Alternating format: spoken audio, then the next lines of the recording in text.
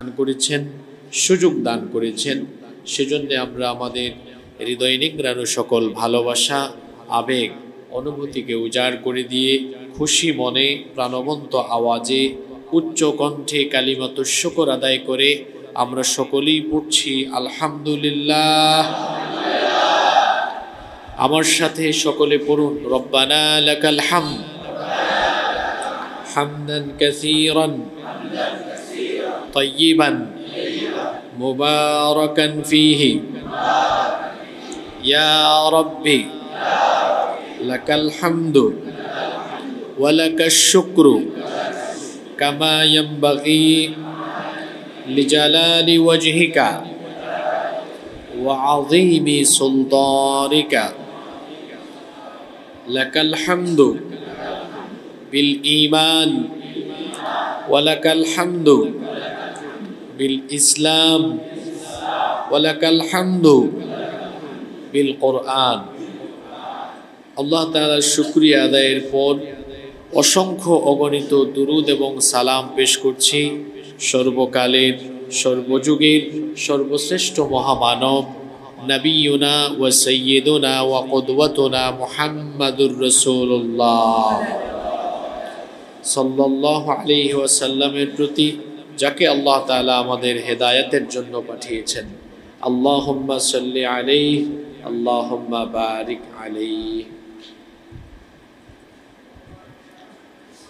সম্মানিত মুসল্লিয়ানি কেরাম, মহাগ্রন্থ আল কোরআনুল কারীমের ধারাবাহিক তাফসীরের আজকে 15তম পর্বের আলোচনা আমরা শুরু করব ইনশাআল্লাহ। রমাদানের আগে আমরা কোরআনুল কারীমের ধারাবাহিক তাফসীরের 14তম পর্বে সূরাতু আল বাকারা এর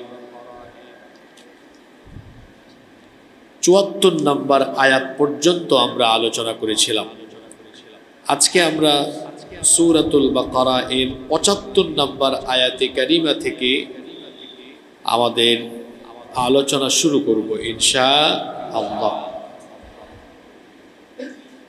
74 নম্বর আয়াত পর্যন্ত একটি ধারাবাহিক কাহিনী আমরা শুনেছিলাম, যা শুরু হয়েছিল 67 নম্বর আয়াত থেকে। আপনারা জানেন এই সূরার নাম হলো সূরাতুল বাকারা। বাকারা শব্দের অর্থ হচ্ছে গাবি। এই সূরার ভেতরে গাবি জবাই সংক্রান্ত একটি বিশেষ ঘটনা রয়েছে, যেই ঘটনা আমরা সর্বশেষ পর্বে আলোচনা করেছিলাম, যেখানে বনী ইসরাইলের এক মৃত ব্যক্তিকে অলৌকিকভাবে জীবিত করে দিয়েছিলেন কে? কাহিনীটা মনে আছে না আপনাদের? যখন ভাতিজা তার চাচাকে খুন করলো, খুনি পাওয়া যাচ্ছিল না, তারা গিয়েছিল মুসা নবীর কাছে। আল্লাহ বললেন একটা গাভী জবাই করো। এই প্রক্রিয়াকে তারা নিজেদের জন্য কঠিন করে ফেলল। কোন বয়সের হবে, কোন কালারের হবে, কেমন হবে ইত্যাদি ইত্যাদি প্রশ্ন করে তারা বিষয়টি তাদের জন্য জটিল করে ফেলল। অবশেষে তারা এইরকম একটি গাভী একজনের কাছে পেয়েছিল এবং চামড়া ভর্তি স্বর্ণ দিয়ে সেটা ক্রয় করেছিল। এবং তারপরে তারা এই গাভী জবাই করার পরে এর অংশবিশেষ দিয়ে যখন ওই মৃত ব্যক্তিকে মৃদু করে আঘাত করেছিল, তখন ওই ব্যক্তিকে আল্লাহ তাআলা অলৌকিকভাবে মৃত থেকে জীবিত করে দিয়েছেন। আল্লাহু আকবার। আচ্ছা বলেন তো, এই ঘটনাটা কি স্বাভাবিক না অস্বাভাবিক? এই অস্বাভাবিক ঘটনা, আশ্চর্যজনক অলৌকিক এই ঘটনা বনী ইসরাইলের লোকেরা নিজের চোখে দেখেছে। এই কবরস্থান থেকে যদি এখন একজন মুর্দা উঠে যদি মসজিদে চলে আসে, বিষয়টা কি আপনাদের কাছে স্বাভাবিক লাগবে? এই অস্বাভাবিক এক অলৌকিক এক আশ্চর্যজনক ঘটনা নিজের চোখে দেখার পরেও এদের দিল, এদের অন্তর পাথরের মতো শক্ত হয়ে গেল। এরা ঈমান আনলো না। কি আনলো না? চিন্তা করছেন এদের দিল কেমন, অন্তর কেমন? এত বড় আশ্চর্যজনক একটা ঘটনা নিজের চোখে দেখার পরেও তারা ঈমান আনে নাই। এই ইহুদিদের সম্পর্কে আল্লাহ তাআলা এবার তার নবীকে বলছেন। আজকে যে ৭৫ নম্বর আয়াত থেকে আমরা শুরু করব, এটা ইহুদিদেরকে কেন্দ্র করে নাজিল হওয়া আয়াত। আল্লাহ তাআলা তার নবীকে বলছেন এবং সাহাবীদেরকেও বলছেন, আফাতাতমাউনা আন ইউমিনু লাকুম ওয়া ক্বাদ কানা ফারীকুম মিনহুম ইয়াসমাউনা কালামাল্লাহ সুম্মা ইউহাররিফুনাহু মিন বা'দি মা আকালুহু ওয়া হুম ইয়ালামুন।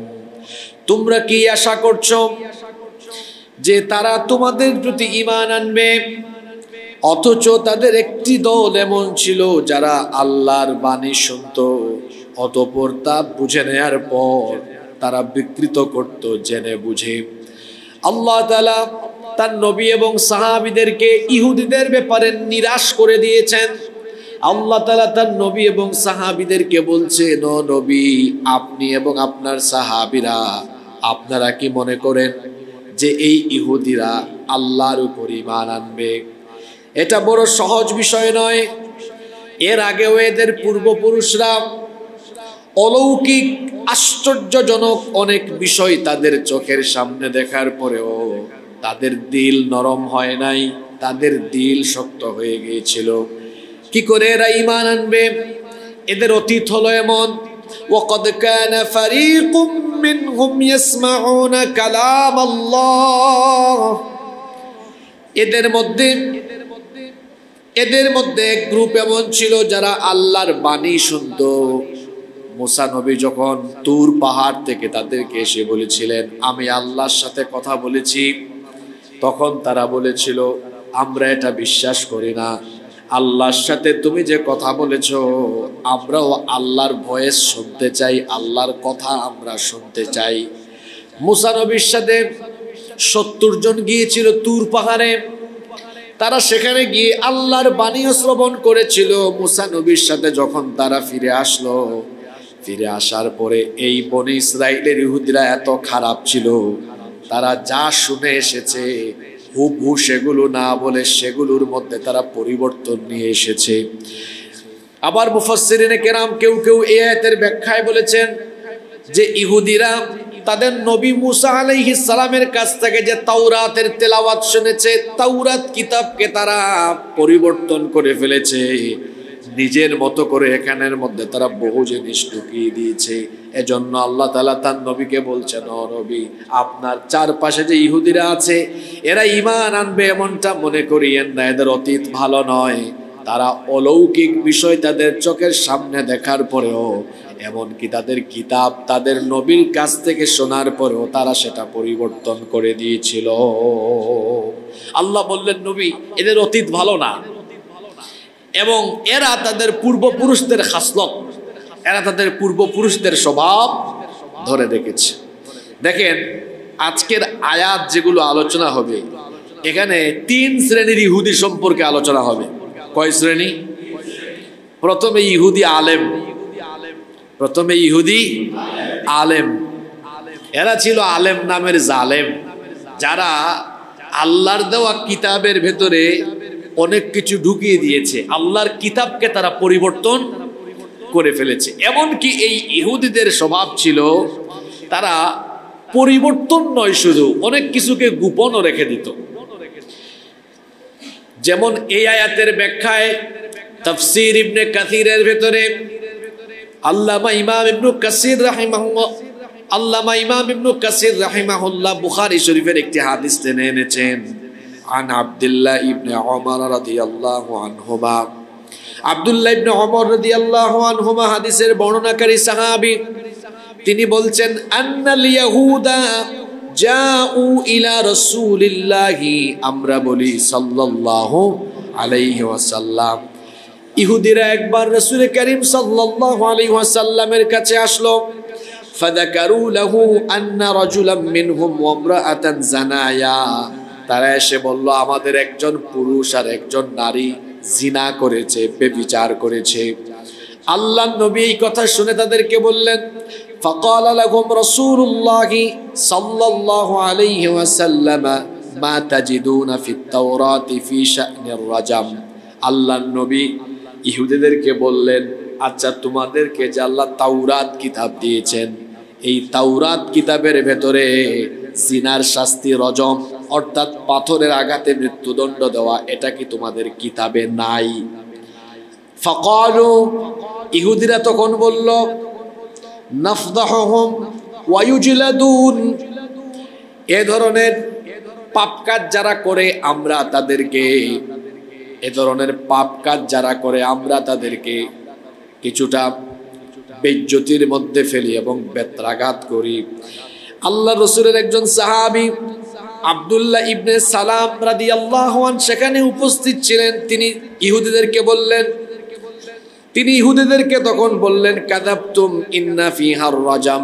তিনি বললেন, ইহুদিরা তোমরা মিথ্যা বলতেছো, তোমাদের কিতাব তাওরাতের ভেতরে রজমের কথা আছে।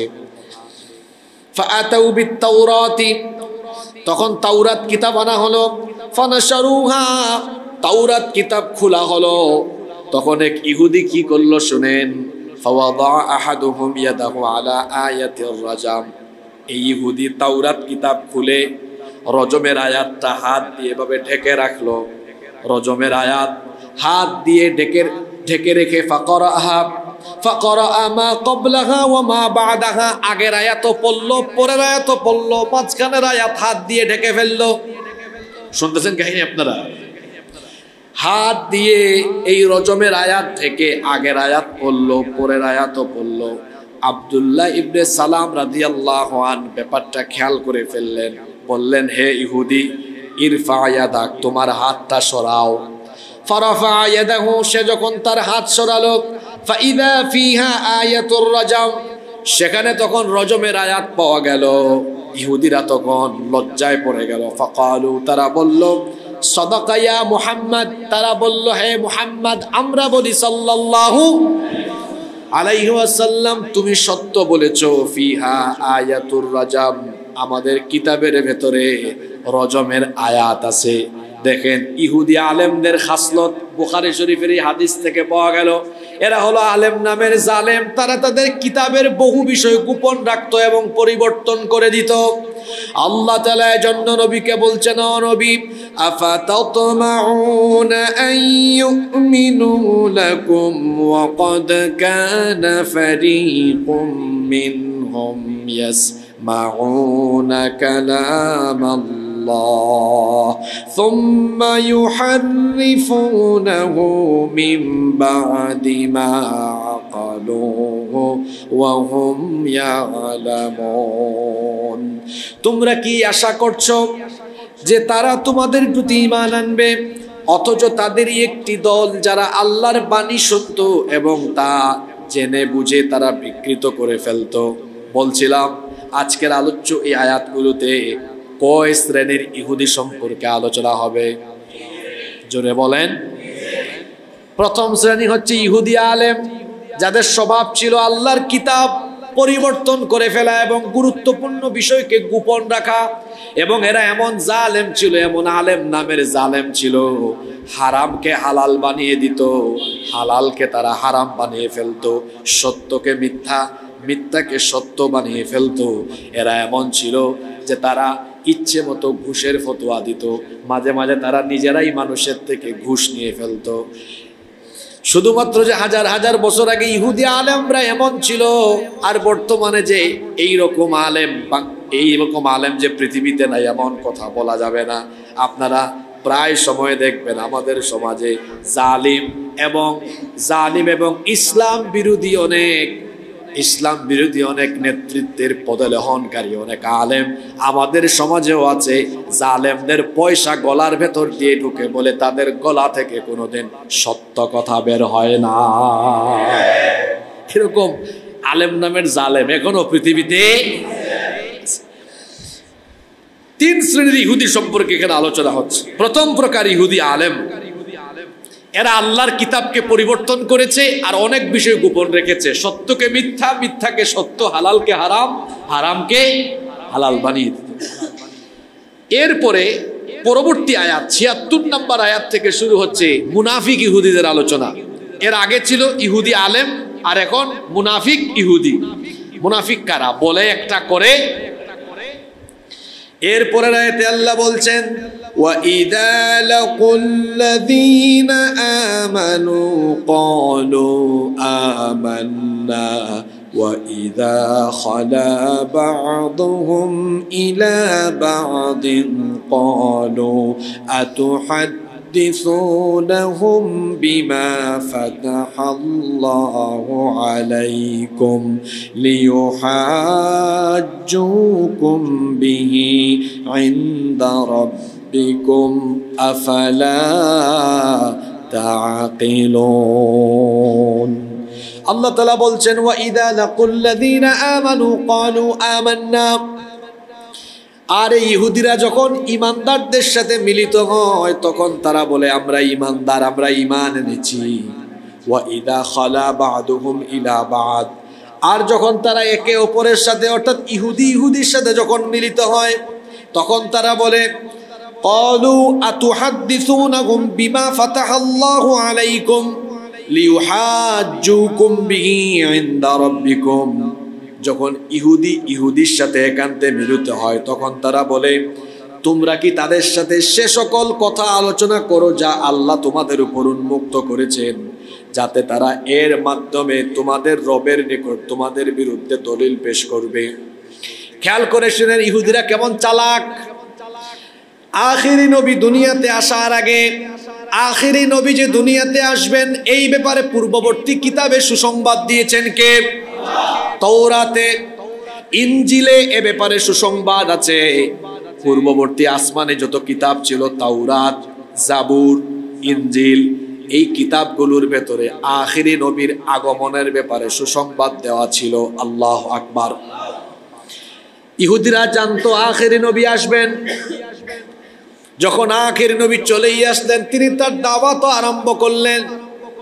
মুনাফিকরা ইমানদারদের সামনে গেলে বলতো আমরা জানি তিনি আল্লাহর নবী, তবে তিনি তোমাদের জন্য প্রেরিত হয়েছেন, আমাদের জন্য না। কেমন চালাক চিন্তা করেন। কয় তিনি নবী ঠিক আছে, কিন্তু তিনি তোমাদের জন্য এসেছেন, আমাদের জন্য না। এরা যখন ইমানদারদের কাছে গিয়ে এটা বলার পরে যখন তারা আবার তাদের নিজেদের পরিবেশে ফিরে যায়, এক ইহুদি তখন আরেক ইহুদিকে বলে আচ্ছা তোমরা যে গিয়ে মুসলমানদেরকে বলো ইনি আখিরি নবী, তোমাদের কিতাবে আছে, এটা যে স্বীকৃতি দিয়ে দাও, তো তোমাদের কিতাবে থাকা বিষয়গুলো তাদেরকে তোমরা কেন বলে দাও? এগুলো গোপন রাখো। আমাদের কিতাবে যা আছে এগুলো মুসলমানদেরকে শেয়ার করো না, এগুলো মুসলমানদেরকে বলো না। ইহুদি যখন ইহুদির সাথে এমন আলোচনা করে, তারা যখন বলে আমাদের কিতাবের কোনো তথ্য আমরা মুসলমানদেরকে দিব না, খবরদার, আল্লাহ তাআলা তখন ইহুদিদের এই মিটিং চলা পরামর্শ শুনে আয়াত নাজিল করলেন আওয়ালা ইয়ালামুনা আন্নাল্লাহা মা ইউসিররুনা ওয়া মা ইউআলিনুন। তারা কি জানে না তাদের গোপন আর প্রকাশ্য সব যিনি জানেন তিনি কে? সব জানেন কে? এই দুইটা আয়াতে দ্বিতীয় শ্রেণীর ইহুদি সম্পর্কে আলোচনা করা হয়েছে, যারা মুনাফিক। এরা মুখে বলতো একটা, করতো। বলছিলাম আজকের আলোচ্য আয়াতগুলোতে কয় শ্রেণীর ইহুদি নিয়ে আলোচনা হবে। প্রথমটা গেল ইহুদি আলেম। এদের স্বভাব কি ছিল? আল্লাহর কিতাবকে পরিবর্তন করা। মুসা নবীর উপরে যে তাওরাত নাজিল হয়েছে এটাকে তারা চেঞ্জ করে ফেলেছে, বদলাই দিয়েছে, পরিবর্তন করেছে। ইহুদি আলেমরা এটাকে পরিবর্তন করে দিয়েছে। এবং তাদের আরেকটা স্বভাব ছিল, সেটা হচ্ছে সত্যকে মিথ্যা, হালালকে হারাম। এভাবে তারা বিধিবিধানকে পরিবর্তন করতে অনেক কিছু গোপন রাখত। দ্বিতীয় শ্রেণীর ইহুদি এরা হচ্ছে মুনাফিক। এরা বলে একটা, করে আরেকটা। ইমানদারদের সামনে গিয়ে বলে আমরা তো ঈমান আনছি, আর যখন তাদের সাথে তারা মিলিত হয় তখন তারা বলে খবরদার, আমাদের কিতাবের কোনো তথ্য তাদের সাথে শেয়ার করো না, বরং তাদের সামনে গিয়ে বলো আমরা ঈমান আনছি, তাদের সাথে মিশে তাদের গোপন সব সংবাদ নিয়ে আসো, আর আমরা তাদের দুশমনদের সাথে এই সকল সংবাদগুলো শেয়ার করে এদের বিরুদ্ধে আমরা ষড়যন্ত্র করব। এটা ছিল দ্বিতীয় শ্রেণীর ইহুদিদের কার্যকলাপ। তৃতীয় আরেক শ্রেণীর ইহুদি ছিল, এরা নিরক্ষর, অশিক্ষিত ইহুদি। আল্লাহ তাআলা এদের ব্যাপারে পরবর্তী আয়াত থেকে বলছেন, وَمِنْهُمْ أُمِّيُّونَ لَا يَعْلَمُونَ الْكِتَابَ إِلَّا أَمَانِيَّ وَإِنْ هُمْ إِلَّا يَظُنُّونَ। আর তাদের মধ্যে আছে নিরক্ষর, তারা মিথ্যা আকাঙ্ক্ষা ছাড়া কিতাবের কোনো জ্ঞান রাখে না। এরা হচ্ছে অন্ধ অনুসরণকারী, অর্থাৎ ওই যে ইহুদি আলেমরা বানায় বানায় যা কিছু দিয়েছে এরা এগুলোর অনুসরণ করত, আর এরা মিথ্যা ধোঁকা এবং আশায় ছিল। আপনাদের প্রশ্ন হতে পারে এদের মিথ্যা আশাটা কি ছিল? এখানে আমানি শব্দ দেওয়া হয়েছে, আমানিয়া। আমানিয়া শব্দের অর্থ হলো মিথ্যা আশা। এখন কোরআনের একটা মজা হলো, এক আয়াতের তাফসীর পাওয়া যায় অন্য আয়াতে। প্রশ্ন হতে পারে ইহুদিদের মিথ্যা আশা কি ছিল? কোরআনুল কারীমের 2 নম্বর সূরা সূরাতুল বাকারা এর 111 নম্বর আয়াতে আল্লাহ বলছেন, ওয়াকালু লা ইয়াদখুলাল জান্নাতা ইল্লা মান কানা হুদান আও নাসারা তিলকা আমানিয়ুহুম কুল হাতু বুরহানাকুম ইন কুনতুম সাদিকিন। আল্লাহ তাআলা বলছেন, ওয়াকালু, তারা বলে, লা ইয়াদখুলাল জান্নাতা ইল্লা মান কানা হুদান আও নাসারা, ইহুদি আর খ্রিস্টান ছাড়া আর কেউ জান্নাতে যাবে না। শুনতেছেন কথা? ইহুদিদের বক্তব্য হলো, লা ইয়াদখুলাল জান্নাতা ইল্লা মান কানা হুদান আও নাসারা, আল্লাহ জান্নাত বানিয়েছেন শুধু ইহুদিদের জন্য আর খ্রিস্টানদের জন্য। ইহুদি আর খ্রিস্টান ছাড়া দুনিয়ার কেউ আর জান্নাতে ঢুকতে পারবে না। এই বক্তব্য কাদের? জোরে বলেন কাদের? ইহুদিদের। এরপরে আল্লাহ বলছেন, এই যে আমানি শব্দ, যে শব্দের ব্যাখ্যায় আমরা এখানে আসলাম, আল্লাহ বলছেন তিলকা আমানিয়ুহুম, এটা ইহুদিদের মিথ্যা আশা। তিলকা আমানিয়ুহুম, এটা ইহুদিদের মিথ্যা আশা। ও নবী, আপনি এদেরকে বলেন, কুল হাতু বুরহানাকুম, তোমরা দলিল নিয়ে আসো, প্রমাণ নিয়ে আসো, ইন কুনতুম সাদিকিন, যদি তোমরা সত্যবাদী হও, তোমরাই যে জান্নাতি বেহেশতি, এ ব্যাপারে কি দলিল আছে বল। আসলে তো কোনো দলিল নাই, এটা তাদের মন গড়া কথা। এমন কি তাদের আরেকটা ধর্মগ্রন্থ আছে তালমুদ, নাম কি বললাম, ওখানে আরো ভয়ঙ্কর ভয়ঙ্কর তথ্য আছে। সেটা কি? তারা বলে যে মদ খাওয়া সবার জন্য হালাল, হারাম হলেও আমরা ইহুদি জাতির জন্য এটা হালাল। তারপরে তারা আরো বলে সেটা হচ্ছে সুদ সবার জন্য হারাম, কিন্তু আমাদের জন্য হালাল। এরপরে তারা বলে আমরা হচ্ছে আল্লাহর পরামর্শ সবার সদস্য, কাকে আল্লাহ নবী বানাবেন বানাবেন না এটা আমাদের সাথে পরামর্শ করে বানাতে হবে। সেই তালমুদ কিতাবে আরো আছে। তাদের দাবি হলো যে আমাদের বংশ ছাড়া অন্য কোনো বংশ থেকে নবী রাসূল আসতেই পারে না, এটা হতেই পারে না। নবী রাসূল আসতে হবে অবশ্যই আমাদের বংশে। তাদের বক্তব্য হলো, এই যে আল্লাহ কোরআনে উঠায় দিয়েছেন, লা ইয়াদখুলাল জান্নাতা ইল্লা মান কানা হুদান আও নাসারা, আমরা ইহুদি জাতি আর খ্রিস্টান ছাড়া আর কেউ জান্নাতে যাবে না। আল্লাহ বলছেন তিলকা আমানিয়ুহুম, এটা তোমাদের মিথ্যা আশা। ইহুদিদের আরো মিথ্যা অনেক আশা আছে। কোরআনুল কারীমের 4 নম্বর সূরা সূরাতুন নিসা এর 123 নম্বর আয়াতে আল্লাহ বলছেন, লাইসা বিআমানিয়াকুম ওয়ালা আমানিয়া আহলিল কিতাবি মান ইয়ামাল সুআন ইউজযা বিহি ওয়ালা ইয়াজিদ লাহু মিন দুনিল্লাহি ওয়ালিয়্যান ওয়ালা নাসীরা। আল্লাহ তাআলা বলছেন তোমাদের আর আহলে কিতাবদের এই মিথ্যা আশা কোনো কাজে লাগবে না। তোমাদের মধ্যে যারা এরকম মন্দ কাজ করছো, মনে রাখো আল্লাহ ব্যতীত তোমাদের কোনো অভিভাবকও নাই, সাহায্যকারীও নাই। দেখুন, খেয়াল করুন, এখানে 3 শ্রেণীর ইহুদি নিয়ে আলোচনা হলো। প্রথম শ্রেণীর ইহুদি কারা? ইহুদি আলেম এদের স্বভাব কি? আল্লাহর কিতাবকে পরিবর্তন করে ফেলা এবং অনেক কিছু গোপন করে ফেলা। 2, ইহুদি মুনাফিক যারা ইমানদারদের সামনে এসে বলে একটা কিন্তু করে, এরা যে মুনাফিক এখনো আপনারা দেখেন। এই যে মাঝখান দিয়ে তারা ফিলিস্তিনের সাথে যুদ্ধ বিরতির ঘোষণা দিল, বললাম আমরা যুদ্ধ বিরতি করলাম, যুদ্ধ বিরতি ভেঙে তারা এখন আবার গণহত্যা চালিয়েছে। অর্থাৎ এরা যে মুনাফিক, সেই হাজার হাজার বছর আগ থেকে তারা তাদের বাপ দাদার খাসলত এখনো ধরে রেখে তারা তাদের বর্বরতার পরিচয় দিয়েছে। 3, নিরক্ষর ইহুদি যারা অন্ধ অনুসরণ করত আর মিথ্যা আশায় পড়ে আছে। সেটা কি? আমরাই জান্নাতি আর সবাই জাহান্নামী। এই 3 শ্রেণী সম্পর্কে আলোচনা হলো। এরপরের আয়াতে আল্লাহ তাআলা আবারও ইহুদি আলেমদের ব্যাপারে কিছু কথা বলছেন। এরা নিজের হাতে রচনা করে তারপরে বলতো এটা আল্লাহ তোমাদের জন্য নাজিল করেছেন। নাউযুবিল্লাহ, ইন্না লিল্লাহি ওয়া ইন্না ইলাইহি রাজিউন। কত খারাপ! চিন্তা করেন, নিজে নিজে লিখে তারপরে বলতো এটা আল্লাহ তোমাদের জন্য নাজিল করেছেন। নাউযুবিল্লাহি মিন যালিক। আল্লাহ পরের আয়াত থেকে বলছেন ফাওয়াইলুল লিল্লাযীনা ইয়াকতুবুনাল কিতাবা বিআইদিহিম সুম্মা ইয়াকুলুনা হাযা মিন ইনদিল্লাহি লিয়াশতারু বিহি সামানান قليلا فويل لهم مما كتبت أيديهم وويل لهم مما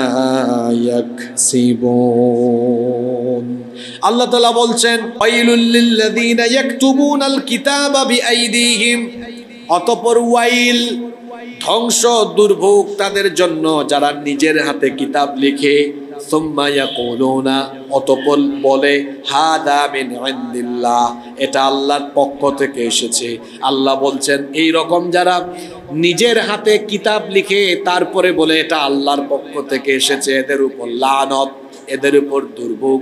আল্লাহ এখানে যে শব্দ দিয়েছেন সেটা হলো ওয়াইল। ওয়াইল শব্দের ব্যাখ্যায় তাফসীরে এসেছে, কেউ কেউ বলেছেন, কোন মুফাসসির বলেছেন ওয়াইল হলো জাহান্নামের এমন একটি গর্ত যেখানে কাফিরদেরকে নিক্ষেপ করা হলে তার তলদেশ পর্যন্ত পৌঁছাতে 40 বছর সময় লাগবে। আল্লাহু আকবার।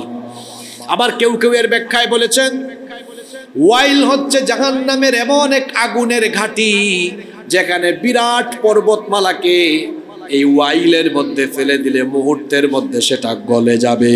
আল্লাহু আকবার। এই ওয়াইল হলো তাদের জন্য যারা নিজের হাতে কিতাব রচনা করে তারপরে বলে এটা আল্লাহর পক্ষ থেকে এসেছে এবং তুচ্ছ মূল্যে এটা তারা বিক্রি করে। আল্লাহ তাআলা বলছেন ফাওয়াইলুল লাহুম মিম্মা কাতাবাত আইদিহিম ওয়া ওয়াইলুল লাহুম মিম্মা ইয়াকসিবুন। সুতরাং তাদের হাত যা নিজের হাতে রচনা করেছে এবং যা তারা উপার্জন করেছে তাদের জন্য ধ্বংস। এরপরে আল্লাহ তাআলা বলছেন ইহুদিদের কিছু আকাঙ্ক্ষার কথা এরপরের আয়াতে বলা হচ্ছে। দেখেন ইহুদিদের আকীদা শুনেন। ইহুদিরা বলে ওয়াকালু লান তামাসসানান নারু ইল্লা আইয়ামাম মা'দুদা। কি আশ্চর্য কথা! ওয়াকালু, আর তারা বলে লান তামাসসানান নারু ইল্লা আইয়ামাম মা'দুদা, আমরা তো জাহান্নামে যাবই না, আমরা সব বেহেশতি, কিন্তু যদি কোনো কারণে আল্লাহ আমাদেরকে জাহান্নামে দেন তাহলে আমরা হাতে গোনা কয়েকদিন আমরা জাহান্নামে থাকবো, হাতে গোনা কয়েকদিন ছাড়া জাহান্নামের আগুন আমাদেরকে স্পর্শ করতে পারবে না। কি সভ্য জাতি! চিন্তা করেন, নিজেরাই ফতোয়া দিয়ে বসেছে। কি বলেছে? লান তামাসসানান নারু ইল্লা আইয়ামাম মা'দুদা, আমরা তো জাহান্নামে যাবই না, প্রশ্নই উঠে না। কিন্তু যদি আল্লাহ দেন তাহলে হাতে গোনা কয়েকদিন জাহান্নামের আগুন আমাদেরকে স্পর্শ করবে। হাতে গোনা কয়দিন বলতে তারা কয়দিন বুঝিয়েছে সেটাও শুনেন। ইহুদিরা বলে তাদের আকীদা, তাদের বিশ্বাস হলো পৃথিবীর হায়াত হলো ৭,০০০ বছর। কত বছর? জোরে বলেন না। আজকে অনেক গুরুত্বপূর্ণ তথ্য চলে যাচ্ছে, তো ঘুমায় যাইয়েন না। ইহুদিরা মনে করে পৃথিবীর হায়াত হলো ৭,০০০ বছর। তো তারা বলে প্রতি ১,০০০ বছরের পরিবর্তে একদিন করে আমাদেরকে জাহান্নামে শাস্তি দেওয়া হবে। তাহলে ৭,০০০ বছরে হইল কয়দিন? মাত্র ৭ দিন। তারা বলে আমরা তো জাহান্নামে যাবই না, প্রশ্নই উঠে না, কিন্তু যদি যাইও তাহলে মাত্র কয়দিন? আবার কোন ইহুদি বলে, আপনাদের খেয়াল আছে ঘটনাটা আমি আপনাদেরকে শোনাইছিলাম, মুসা নবী ৪০ দিনের জন্য গিয়েছিলেন কোন পাহাড়ে? তুর পাহাড়ে। আর এই সুযোগে এরা কি আরম্ভ করেছিল মনে নাই, ভুলে গেছেন আপনারা। এটা তো ৩-৪ জুমা আগেই এই কাহিনী আপনাদেরকে শোনাইলাম একদম কোরআন থেকে। ওরা গোবৎস পূজা আরম্ভ করলো, গোবাসুরের পূজা আরম্ভ করলো। এরপরে এদের উপর শাস্তি আসলো, তওবাও করলো। তো ইহুদিরা বলে আমরা তো জাহান্নামে যাব না, যদি আমাদের মধ্য থেকে কোনো ইহুদিকে জাহান্নামে দেওয়া হয় এই অপরাধে দেওয়া হবে। আমরা ৪০ দিন গোবাসুরের পূজা করছি, আমাদেরকে জাহান্নামে দিলে বড় জোর ৪০ দিন রাখা হবে। কতদিন? এক গোষ্ঠীর আকীদা হলো ৭ দিন। এই ৭কে তারা ভাগ করছে কেমনে, মানে হিসাবটা বের করছে কেমনে? তারা মনে করে পৃথিবীর হায়াত হলো কত বছর? ৭,০০০ বছর। তাহলে প্রতি ১,০০০ বছরে আমাদের জাহান্নামে আযাব হবে একদিন। তাহলে ৭,০০০ বছর সমান কতদিন? আর আরেক গ্রুপ বলে জাহান্নামে যদি যাইও তো ৪০ দিনই চলবো, কারণ আমাদের পূর্বপুরুষরা একটা ভুল করে ফেলছিল। ওরা গোবাসুরের পূজা করছে ৪০ দিন, আল্লাহ আমাদেরকে জাহান্নামে দিলেও দিবে কতদিনের জন্য? এজন্য তারা বলে وَقَالُوا لَن تَمَسَّنَا النَّارُ إِلَّا أَيَّامًا مَّعْدُودَةً। আর তারা বলে হাতে গোনা কয়েকদিন ছাড়া জাহান্নামের আগুন আমাদেরকে স্পর্শ করবে না। আল্লাহ তাআলা বললেন, ও নবী আপনি এদেরকে বলেন, কুল আত্তাখাযতুম ইনদাল্লাহি আহাদান ফালান ইউখলিফাল্লাহু আহাদাহু আম তাকুলুনা আলাল্লাহি মা লা তা'লামুন। নবী আপনি তাদেরকে বলেন, তোমরা কি আল্লাহর নিকট থেকে কোনো ওয়াদা নিয়েছো নাকি? আল্লাহ কি তোমাদের সাথে এরকম কোনো ওয়াদা করছেন? আপনি এদেরকে জিজ্ঞেস করেন, আল্লাহ কি তোমাদেরকে এমন কোনো ওয়াদা করেছেন যে তিনি ভঙ্গ করবেন না, নাকি তোমরা এমন কিছু বলছো নিজেরা বানিয়ে যা তোমরা নিজেরাও জানো না? আল্লাহ তাআলা এরপর আয়াতে বললেন, ইহুদিরা যেটা বলে যে তারা জান্নাতি গেলেও হাতে গোনা কয়েকদিন তারা জ্বলবে। ওই যে একটু আগে আরেকটা কিতাবের নাম বলছিলাম না, কি বলছিলাম নাম? তালমুদ। এদের জঘন্য আকীদার কথা শুনেন। তাদের আকীদা হলো তারা মনে করে পৃথিবীতে আমাদের মধ্যে যে ইহুদি একজন মুসলমান হত্যা করতে পারবে সে হচ্ছে ইহুদিদের মধ্যে সবচেয়ে পুণ্যবান ইহুদি, সবচেয়ে নেককার ইহুদি। ইন্না লিল্লাহি ওয়া ইন্না ইলাইহি রাজিউন। চিন্তা করছেন? আপনারা কি মনে করেন ফিলিস্তিনে এখন ইহুদিরা যা করছে এটা কি জাতীয়তাবাদ বা দেশকে কেন্দ্র করে শুধু যুদ্ধ? না, এটা ধর্মযুদ্ধ। এটা কি যুদ্ধ? ধর্মযুদ্ধ। এটা আপনি এখনো বুঝতে পারছেন না। আর কিয়ামতের আগে একটা পবিত্র ধর্মযুদ্ধ হবে। আল্লাহর নবী সেটাকে বলেছেন মালহামা। এই মালহামায় প্রচুর মানুষ মারা যাবে, ইহুদিরাও মারা যাবে, এবং এই অসভ্য দখলদার ইহুদিদের পতন হবে ইনশাআল্লাহ। আগামীর পৃথিবী ইহুদিদের নয়, কাফির বেঈমানদের নয়। আগামীর পৃথিবী হবে ইসলামের পৃথিবী, আগামীর পৃথিবী হবে কোরআনের পৃথিবী। কারণ আমাদের মহান নেতা আসতেছেন। সেই মহান নেতা কে? আমাদের মহান নেতা কে? যেই নেতা এসে পৃথিবী নেতৃত্ব দিবেন তার নাম কি? ইমাম মাহদী আলাইহিস সালাম। তার জন্ম হবে মদিনায়, আত্মপ্রকাশ হবে মক্কায়, আর তার খেলাফতের হেডকোয়ার্টার হবে শামে। আজকে যে ফিলিস্তিনকে ইহুদিরা পৃথিবীর মানচিত্র থেকে মুছে দিতে চাইছে। এই ব্যাককল ইহুদিরা জানেও না যে এই মজলুম জনপদ হবে আগামীর পৃথিবীর শাসন ব্যবস্থার কেন্দ্রবিন্দু। আল্লাহু আকবার। ইহুদিরা যে আকীদা বিশ্বাস লালন করে, আল্লাহ এবার এদের ব্যাপারে পরের আয়াত থেকে বলছেন, বালা মান কাসাবা সাইয়্যাতান ওয়া আহাতাত বিহি খাতিআতুহু ফাউলাইকা আসহাবুন নার হুম ফিহা খালিদুন। ইহুদিরা বলে তারা নাকি চিরস্থায়ী জান্নাতি, আর আল্লাহ বলেন যে ব্যক্তি মন্দ কাজ করবে মানে পাপের কাজ করবে আর পাপ দ্বারা বেষ্টিত থাকবে তারা চিরস্থায়ী জাহান্নামী। ইহুদিরা বলে তারা চিরস্থায়ী জান্নাতি, আর আল্লাহ বলেন তারা চিরস্থায়ী জাহান্নামী। কথা কি একরকম না দুই রকম? তারা বলে তারা জান্নাতি আর আল্লাহ বলেন তারা জাহান্নামী। একমাত্র জান্নাতি হলো এক শ্রেণীর মানুষ, সেই জান্নাতি শ্রেণী হলো মোমেন।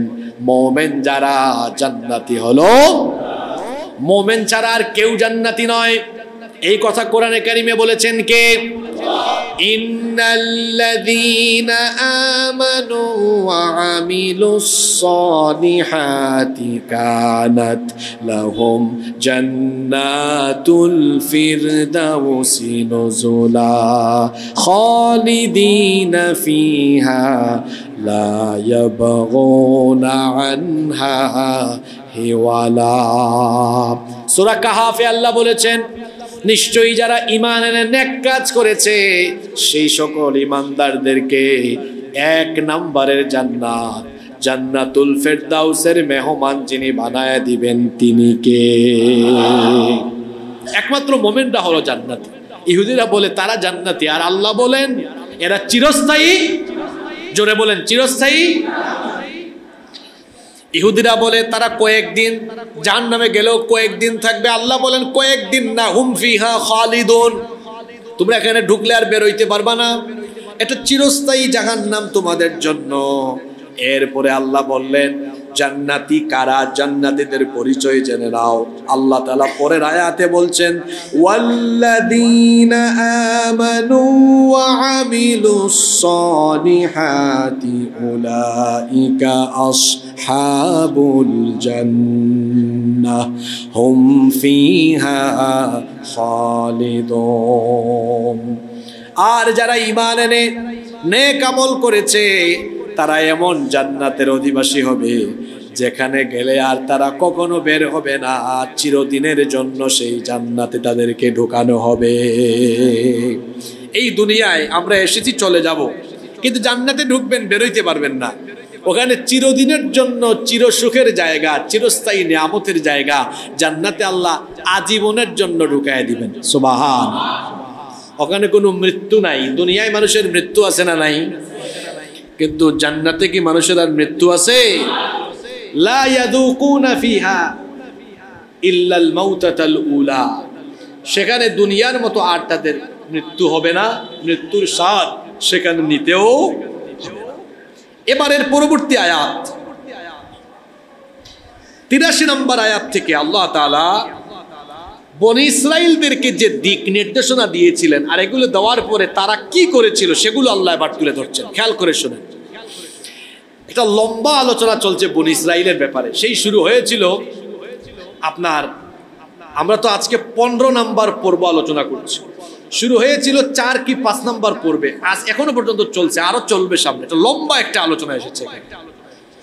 এরপরের আয়াত থেকে আল্লাহ বলছেন, ওয়া ইয আখাযনা মিসাকা বনি ইসরাঈলা লা তা'বুদুনা ইল্লাল্লাহ ওয়া বিল ওয়ালিদাইনি ইহসানা ওয়া যিল কুরবা ওয়াল ইয়াতামা ওয়াল মাসাকিনি ওয়া কুলু লিন-নাসি হুসনা ওয়া আকিমুস সালাতা ওয়া আতুজ যাকাতা সুম্মা তাওয়াল্লাইতুম ইল্লা قليلا منكم وأنتم معرضون আল্লাহ তাআলা বলছেন আর স্মরণ করো وَإِذْ أَخَذْنَا مِيثَاقَ بَنِي إِسْرَائِيلَ لَا تَعْبُدُونَ إِلَّا اللَّهَ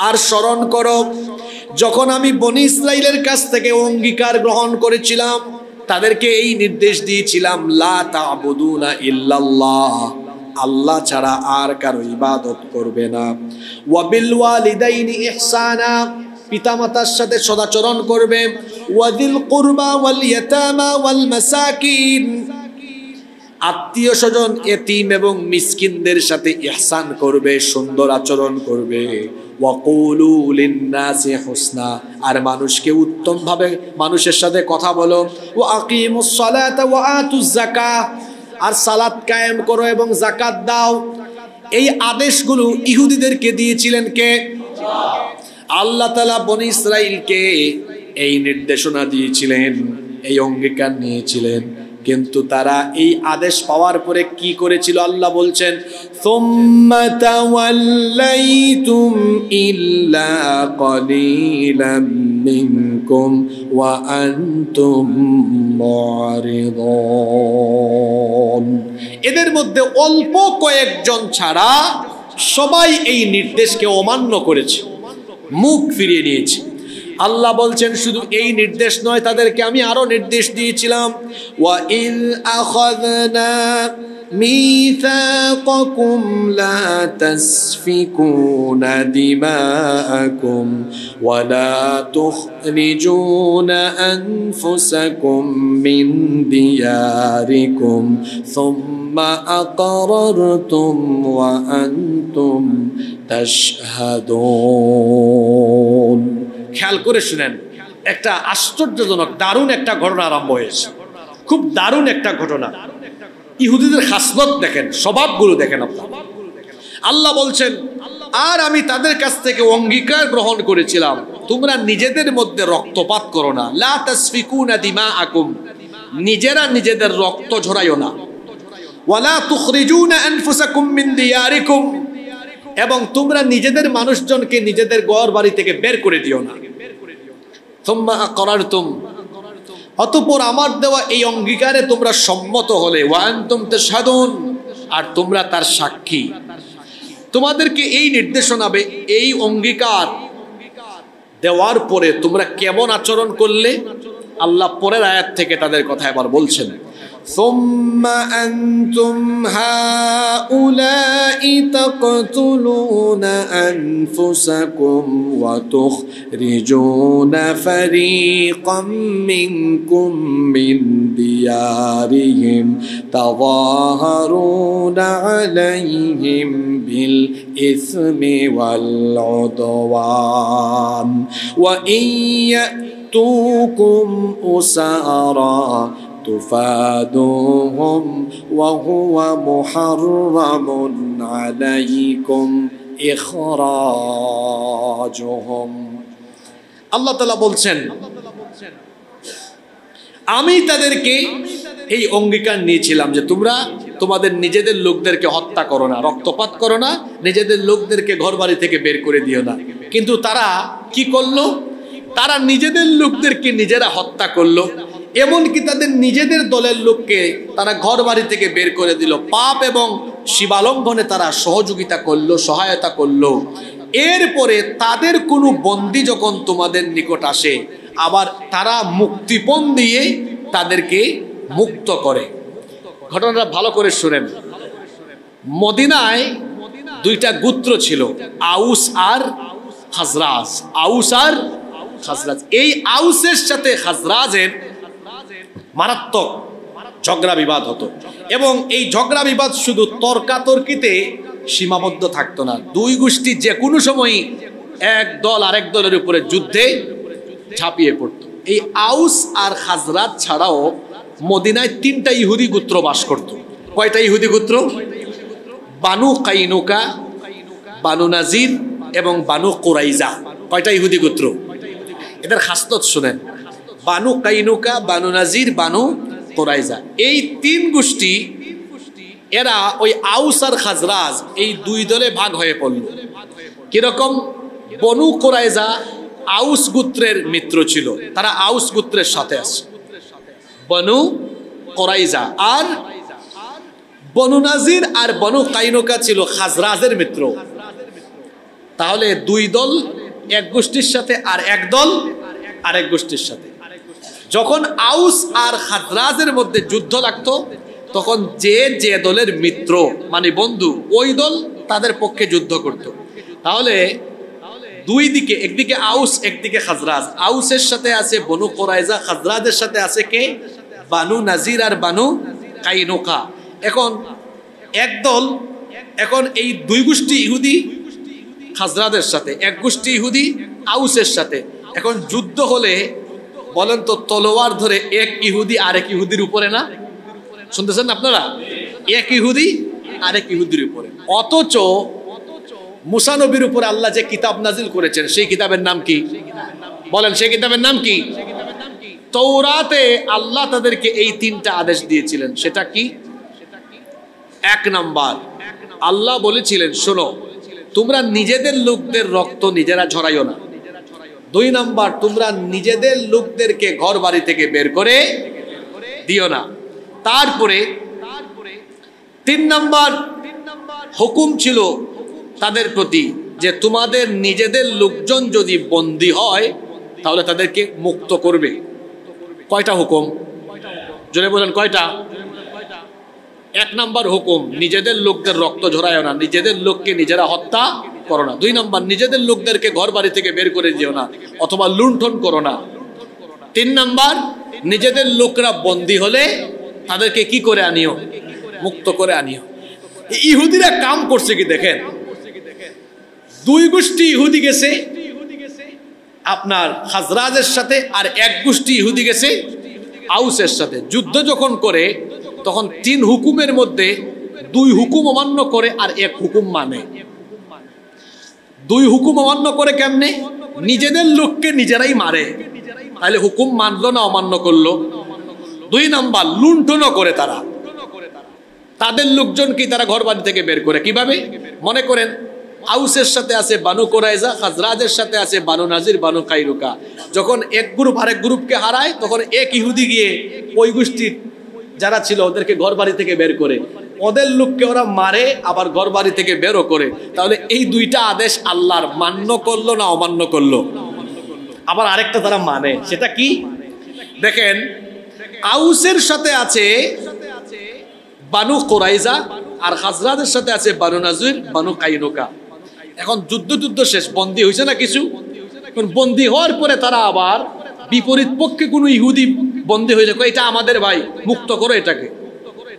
কেন মুক্ত করবে? এটা আমাদের কিতাবে আছে না, তাওরাতে তো বলা হয়েছে আমাদের কোনো ইহুদি বন্দী হলে তাকে আমরা মুক্ত করব। এরা মুক্ত করো, মুক্তিপণ দাও।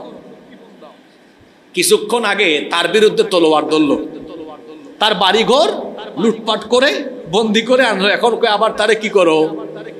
মুক্ত করো।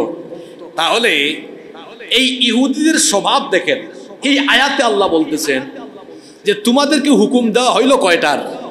জোরে বলেন কয়টা? আজকের আলোচনা কি বেশি জটিল হয়ে গেছে নাকি? যাদের মনোযোগ আছে তাদের কাছে জটিল লাগতেছে না, খুব সহজ বিষয় এগুলো। তিনটা হুকুম। এক, নিজেদের লোকদের রক্ত নিজেরা ঝরাইও না। দুই, নিজেদের লোকজনকে ঘর বাড়ি থেকে বের করে দিও না। এই দুইটা মানছে না অমান্য করছে? আর তিন নম্বর হুকুম ছিল নিজেদের লোক ইহুদি যখন বন্দী হবে তাকে মুক্ত করে আনিও। আগের দুইটা তারা মানে নাই, পরেরটা ঠিকই মানছে। এরা আল্লাহর তিন আইনের মধ্যে দুই আইন মানে নাই, একটা মানছে। এবার আল্লাহ এদেরকে লক্ষ্য করে কি বলছেন শোনেন, আফাতুমিনুনা বিবাদিল কিতাবি ওয়া তাকফুরুনা বিবাদ। তাহলে কি তোমরা কিতাবের কিছু অংশ মানো আর কিছু অংশ মানো না? কিছু আইন মানো আর কিছু আইন মানো না, এমনটা যদি করো, ফামা জাযাউ মান ইয়াফআলু যালিকা মিনকুম ইল্লা খিzyun ফিল হায়াতিদ দুনিয়া ওয়া ইয়াউমাল কিয়ামাতি ইউরাদ্দুনা يردون إلى أشد العذاب وما الله بغافل عما تعملون যারা এভাবে কিতাবের কিছু অংশ মানো আর কিতাবের কিছু অংশ মানো না, দুনিয়াতে তোমাদের জন্য রয়েছে লাঞ্ছনার জীবন, আর কিয়ামতে কঠিন শাস্তির সম্মুখীন যিনি করবেন তিনি কে? ইহুদিদের স্বভাব আমাদের মধ্যে মুসলমান নামধারী কিছু লোকদের খাসলতে স্বভাবে ঢুকে গিয়েছে। তারা আল্লাহর কিতাব মসজিদে মানবে, তারা কোরআন অনুযায়ী নামাজ আদায় করবে, কোরআন অনুযায়ী রোজা রাখবে, কোরআন অনুযায়ী যাকাত দিবে, কোরআন অনুযায়ী হজ করবে, কিন্তু কোরআন অনুযায়ী তারা তাদের শিক্ষাঙ্গন চালাবে না, কোরআন অনুযায়ী তারা তাদের আদালত চালাবে না, কোরআন অনুযায়ী তারা তাদের রাষ্ট্র চালাবে না, দেশ চালাবে না। এই রকম করে যারা কিতাবের কিছু অংশ মানে আর কিতাবের কিছু অংশ মানে না, একদিকে এরা যেমন নিফাকগ্রস্ত হয়ে মুনাফিক, অন্যদিকে এরা ইহুদিদের কুচরিত্র ধারণ করে আছে। কিতাবের কিছু অংশ মানা আর কিছু অংশ না মানা, এটা কাদের চরিত্র? জোরে বলেন, কাদের চরিত্র? ইহুদিদের চরিত্র। এরপরে আল্লাহ বলছেন, উলাইকাল্লাযীনা ইশতারাবুল হায়াতাদ দুনিয়া বিল আখিরাহ ফালা ইউখাফফাফু আনহুমুল আযাবু ওয়ালা হুম ইউনসারুন।